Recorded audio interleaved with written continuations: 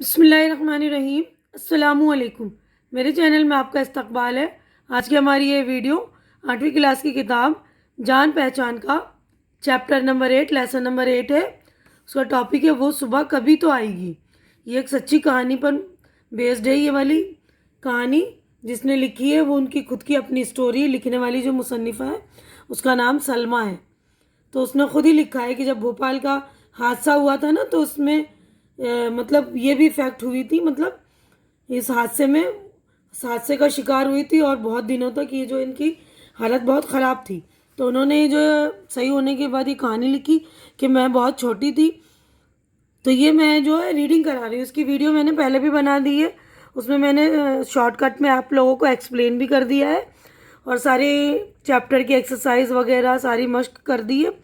तो कुछ बच्चों की डिमांड थी कि मैडम लेसन की रीडिंग कर दीजिए। तो जिन बच्चों की रीडिंग वीक है उनके लिए ये बनाई है मैंने। तो प्लीज़ आप लोग उन बच्चों तक पहुंचा दीजिए, क्योंकि अभी लॉकडाउन है, उन बच्चों के पास किताब भी नहीं है। तो उन बच्चों की ज़रूरत पूरी हो सके इसलिए।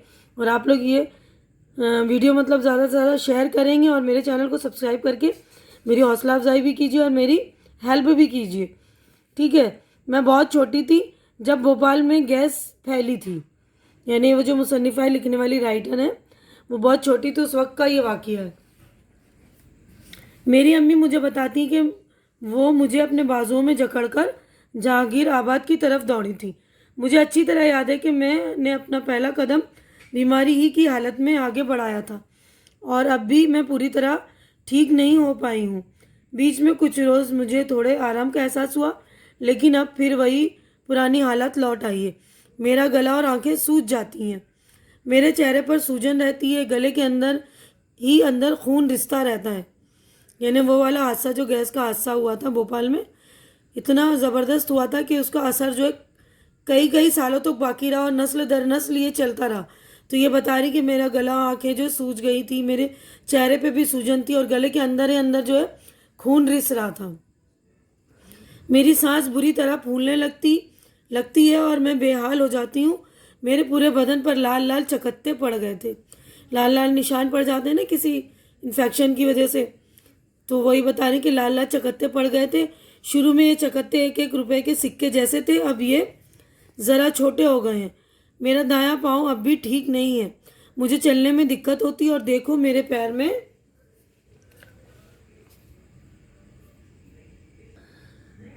पैर में छाले पड़े हुए हैं। हम पर क्या कुछ गुजरी है। हमारी ज़िंदगी गैस की वजह से हमेशा के लिए बदल गई। मेरे अब्बू इस हादसे में ख़त्म हो गए, तब हम बहुत छोटे थे। यानी उसके अब्बू वो जो जिक्र कर रही हैं सलमा, उसके अब्बू जो इस हादसे में ख़त्म हो गए, यानी उनकी भी मौत हो गई। हम बहुत छोटे थे। मेरी माँ की दिमागी हालत ख़राब हो गई। वो दरवाजे पर बैठी अब्बू का इंतज़ार करती रहती थी। हमसे कहती थी कि अब्बू आने वाले हैं, इनके लिए चाय बना लो। वो उनके पैरों की आहट महसूस करती और चिल्ला के कहती कि वो घर आ गए हैं। हम इनसे कहते हैं कि अब्बू मर चुके हैं, पर वो हमसे कहती थी कि ऐसी बातें नहीं करते। अगर हम दोबारा यही बात कहते तो वो नाराज़ होती थी, हमें मारती थी। हम उनको इत्मीनान दिलाते थे कि वो इतना परेशान ना हो। डॉक्टर हमसे कहते थे कि इन्हें खुश रखा करो, लेकिन इनकी हालत देखकर रोए बगैर रहना मुश्किल होता था। ये सब कई महीनों तक चलता रहा। रफ्ता रफ्ता किसी तरह अम्मी ने खुद को खुद को संभाला। शायद इस एहसास ने इन्हें ठीक होने में मदद दी कि उन्हें ही कुछ तदबीर करनी होगी ताकि हम सब जिंदा रह सकें। मेरे अब्बू की एक दुकान थी, किसी ने समझा बुझाकर वो दुकान 500 रुपये में बिकवा दी। जब तक वो पैसा रहा हमें खाने को मिला। फिर मेरी अम्मी कई जगहों पर गई, हर जान पहचान वाले के पास उधार मांगने।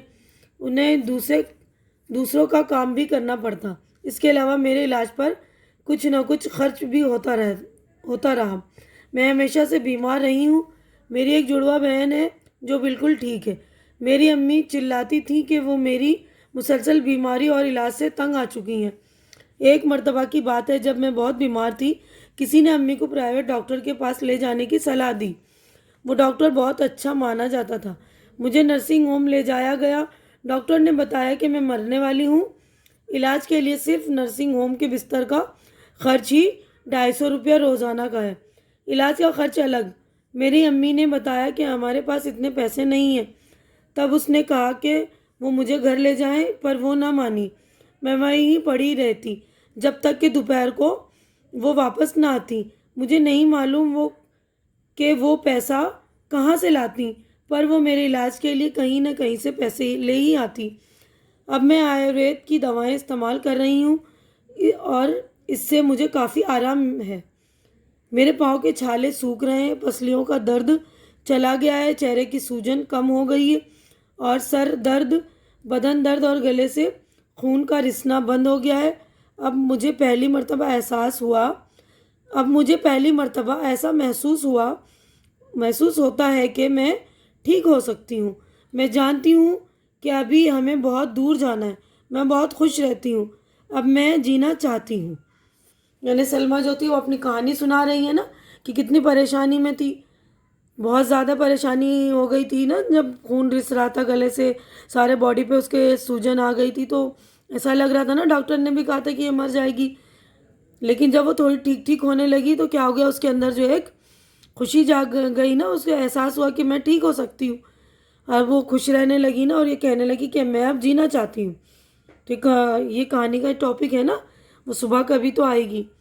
तो यही है कि हम जब जीने की मतलब हम ख्वाहिश जाहिर कर लें, खुश रहने लगे, अपने अंदर कॉन्फिडेंस जगा लें ना, तो हमारे अंदर जो है जीने की ख्वाहिश जाग जाती है। तो यही इसी बात पर ये कहानी है। तो उम्मीद करती हूँ कि आप लोगों को अच्छी तरह ये समझ में आ गई होगी। ये वाला हादसा बहुत दर्दनाक था। ये वाला सानिया जो, और कई मतलब पीढ़ी दर पीढ़ी वो चलता रहा। कई लोगों को तो एक नस्ल से होने के बाद उसकी अगली नस्ल भी उस पीढ़ी का शिकार रही। यानी किसी के हाथ पैरों में कमी रही, यानी कोई किसी तरह माजूर हो गया, है ना। तो बहुत ही दुख भरा हादसा था ये, सन 1984 की हादसा था ये। तो उम्मीद करती हूँ कि आप लोगों को अच्छी तरह समझ में आ गया होगा। समझ में आ रहा है तो आप लोग अच्छी तरह से रीडिंग कीजिए, और उन बच्चों को भी ये रीडिंग मेरी शेयर कीजिए कि उनके पास बुक नहीं होगी ना इस वक्त, क्योंकि लॉकडाउन चल रहा है, बहुत सारे बच्चों के पास बुक नहीं है। तो उन बच्चों तक ये मेरी वीडियो पहुंचाइए, और मेरे चैनल को सब्सक्राइब करके मेरी हौसला अफजाई कीजिए और मेरी हेल्प भी कीजिए। उम्मीद करती हूँ कि आप लोग खुश होंगे। हमारी अगली मुलाकात अगली वीडियो में होगी। आप लोग खुश रहिए, मुझे दुआओं में याद रखिए। अल्लाह हाफिज़।